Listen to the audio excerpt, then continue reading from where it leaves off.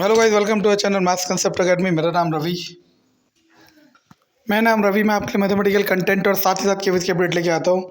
तो आज केवीएस ने बहुत सारे एफएक्यूज अपनी वेबसाइट पे दिखाए हैं। उसका क्या सिग्निफिकेंस है वो बता देता हूँ।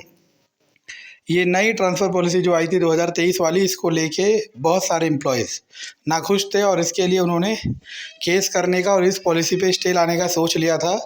तो इस स्टे को लाने और केस लाने के लिए जो सबसे मेन पॉइंट फंस रहा था, जो सबसे बड़ा इशू था, जो सभी टीचर्स की एलिजिबिलिटी ख़राब कर रहा था, वो ये था कि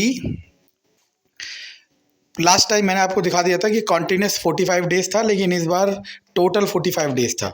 तो इस चीज़ का क्लैरिफिकेशन केवीएस ने दे दिया, क्योंकि अगर ये क्लैरिफिकेशन नहीं होता तो वो केस ज़रूर करते और फिर डिले आता नहीं आता, लेकिन केस ज़रूर करते। तो फिर हाँ, कोई बात नहीं। तो फिर केवीएस ने ये सब एफएक्यू लाए। इस एफएक्यू को समझते हैं।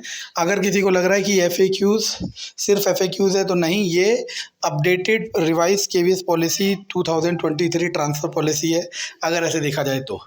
इसमें सबसे पहले इन्होंने क्लियर कर दिया कि अभी इस बार जो ट्रांसफ़र के लिए एलिजिबल है, उनके लिए जो रूल है वो 45 डेज़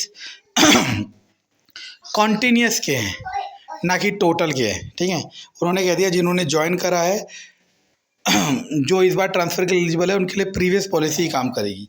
यहाँ पे एक और चीज़ के साथ चेंजेस करा है, वो ये है कि हार्ट टू हार्ट का टेन्योर काउंट कर रहे हैं। अगर आप 1 साल 2 साल किसी और हार्ट स्टेशन में रह के फिर ये वाले हार्ट स्टेशन में आए हो, तो वहाँ के 2 साल और ये 1 साल काउंट होंगे और आपके टोटल 3 साल हो जाएंगे। ठीक है, तो ये 2 पॉइंट थे। 45 डेज़ वाला ही इंडिपेंडेंट पॉइंट था, जिसकी वजह से बहुत सारे एम्प्लॉयज़ इस ट्रांसफ़र पॉलिसी को लेके नाखुश थे।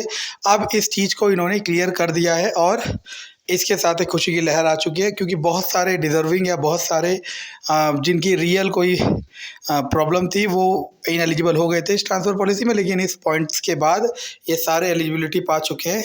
और ये नए एफएक्यू आए हैं केवीएस की साइट पे। अगर आप चाहे तो देखना चाहे देख सकते हैं, पढ़ना चाहे पढ़ सकते हैं, लेकिन ये सही है।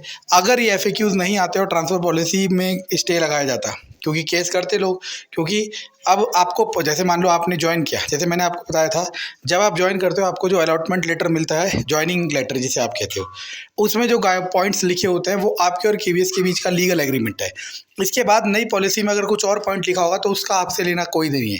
जैसे मान लो आपने 2019 में ज्वाइन किया और लिखा है 2 साल से पहले छोड़ा तो 2 लाख रुपए दोगे। अब जिसने 2023 में ज्वाइन करेगा, उसमें अगर 2 लाख नहीं लिखा तो उसके लिए 2 लाख वाला कंसेप्ट नहीं है, समझ आया? तो अगर ये एफएक्यूज़ नहीं आते और क्लैरिटी नहीं होती, तो वो सारे एम्प्लॉय केस करते और फिर ट्रांसफ़र पॉलिसी डेफिनेटली डिले में जाती और ये अल्टीमेटली बाकी सभी चीज़ों को अफेक्ट करती। तो बहुत खुशी की बात है कि ये डाउट्स क्लियर हो गए। धन्यवाद।